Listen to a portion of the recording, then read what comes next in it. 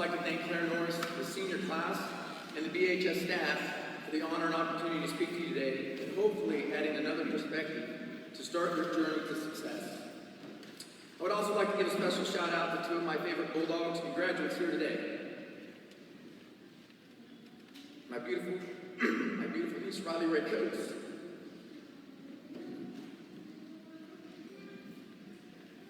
And my godson, Quentin Johns, who I encouraged to come to Baldwin for his senior year and play for the Mighty Bulldogs. But I'd also like to thank Coach Kid Harris. I know you're humble. I know you say you had nothing to do with me having the opportunity, but I know it's not true, so thank you. Congrats to you, Kid, and thanks for your hard work and determination in not just teaching and inspiring so many kids over the years, but for building such a strong wrestling program. Amazing job in the first year of girls wrestling to not just getting it off the ground, but winning a state championship. Speaks volumes to you, your staff, and the dedication of some pretty incredible young ladies. It's amazing. You have a state championship in both boys and girls wrestling. I'm proud to call you my friend and someone I look up to. And being in this gym brings back a lot of memories, some good ones and a few that I wish I could have a mulligan on. One such event that happened right here in Baldwin, that basket right behind you.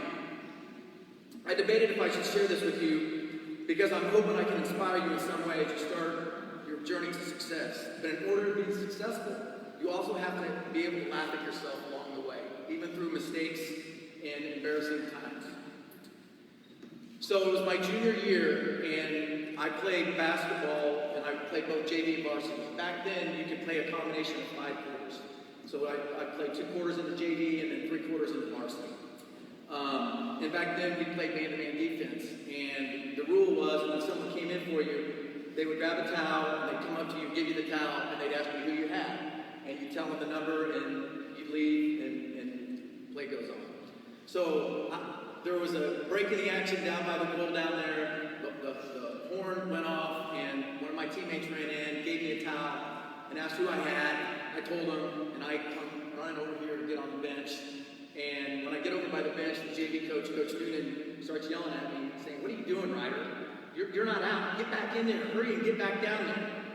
And I was confused and disoriented and didn't know what was really going on. And I was thinking, if I'm out here, there's going to be 6 of us on the court. We're going to have a technical foul.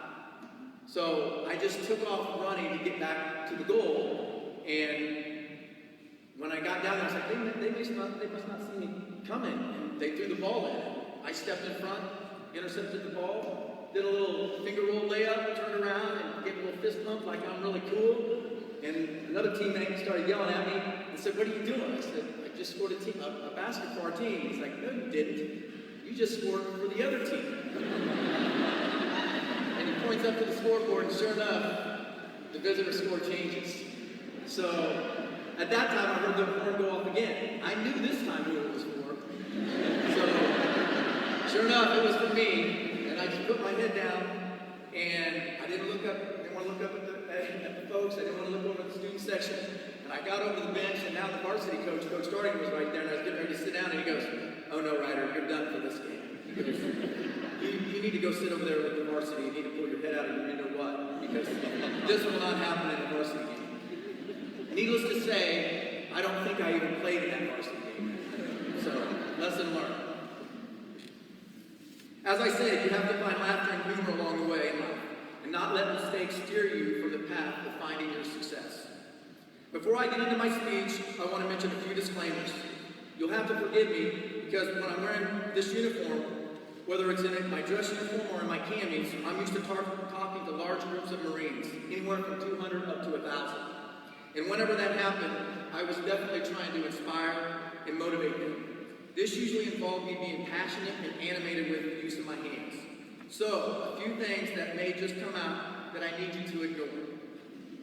If you see this pointing in your direction, it's what we call in the Marine Corps as a knife hand, and I mastered it. I was good at it. I used it all the time. Sometimes I got the double knife hand. So, if you see it, just ignore it. And if I said something I felt was important, I would always follow up with, "You understand me?" So if that comes out, just let it go in one ear and out the other. Because I'm not looking for anyone to pop out of their chair, snap to attention, and reply back with it, yes, sir. Just ignore it. You understand me?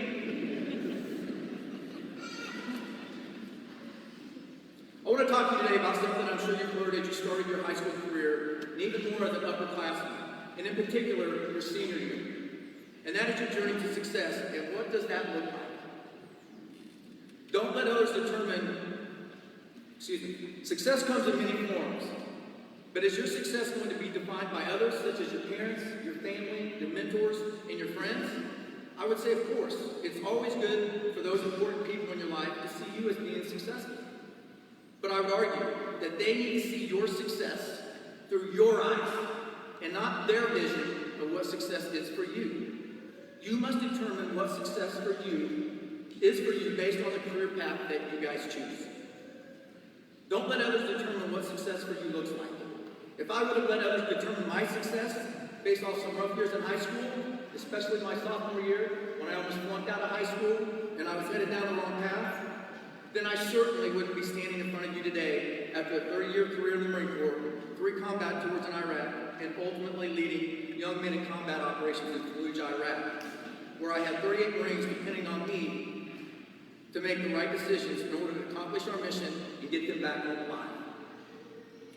I definitely wasn't a leader in high school. I wasn't a good athlete or one of the brightest kids in my class. So what my success looked like back then to a lot of folks might have just simply been me graduating high school, finding a productive job, being a productive member of society. So there wasn't a lot of expectations of me doing great things in the eyes of most at an early point in my high school career. You see, when we're younger, we're impressionable and sometimes let others influence us to take certain paths based on what they think is our ceiling for success. After my sophomore year, my parents realized I was letting others divert me from my own path to success. They told me to get re-engaged, play sports again, because for me, it kept me focused and involved. My sophomore year, I was more worried about the next party and working 2 jobs in order to pay for getting my 67 Cougar restored. I will admit, I was a proud motorhead though. But I realized when I started getting my act together that there were folks that still doubted me. That motivated me to prove them wrong and made me work even harder. I also started to realize that maybe I too wanted more for myself and started thinking about attending college and even playing football at Baker. I had to overcome a lot, especially with my grades. But because I wanted to prove to others my success was mine alone and not for others to determine, I ended up carrying a 4.0 my senior year and getting the grades and ACT score in order to attend Baker. I also realized that I wanted to do something that no one thought I was mentally tough enough to do, and that was to become a United States Marine and eventually serve as an active duty infantry officer after I completed my degree at Baker. Now, a knee injury from playing football at Baker prevented me from serving as an officer on active duty, but I did not allow that to be an excuse for continuing my journey of success as a Marine. I stayed in the reserves as an enlisted Marine and determined that I was going to work as hard as I could. And if I gave it my best, that whatever I accomplished was on me, and that was my success based on my effort alone. I was determined to define my own success. And in 2016, I was one of 9 out of 35 eligible candidates that year to get selected to the highest enlisted rank in the Marine Corps, a sergeant major. Now, I'm not telling you to scrap the plans you may have today for what maybe your parents, your family, and mentors have determined what your success should look like for you in your career after high school. But I'm simply saying that you should have a vision for yourself of what being successful looks like for you. Many of you may already have a plan for success, and many of you still may not know exactly what that is yet, and that's okay. There will be bumps along the way, maybe a few detours, and maybe even an entire shift altogether. But once you know what your success is going to look like for you, go get it. Attack it with every resource available to you.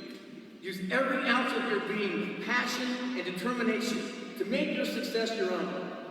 If you make your plan for success your own, and you reach it, I guarantee you, that your parents, your family, your friends, your mentors, they will know and be proud of your accomplishments and what your success looks like for you.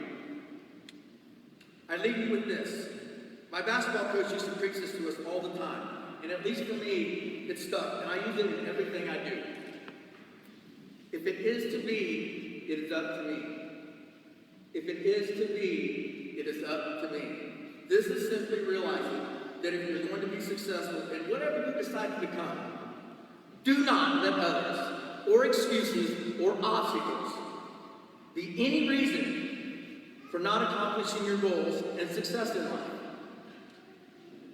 Don't let distractions, don't let other people tell you what you can or can't do and what you can't accomplish. Don't make excuses or don't try to justify things. Put your head down and you make it happen, because there's going to be distractions. There's going to be obstacles to overcome. But don't let those obstacles steer you from your path. Stay determined. Thank you, class of 2021, for giving me the great honor to speak about what success should look like for you. Because 34 years ago, not too many folks thought my success would look like this at all. Good luck and God bless.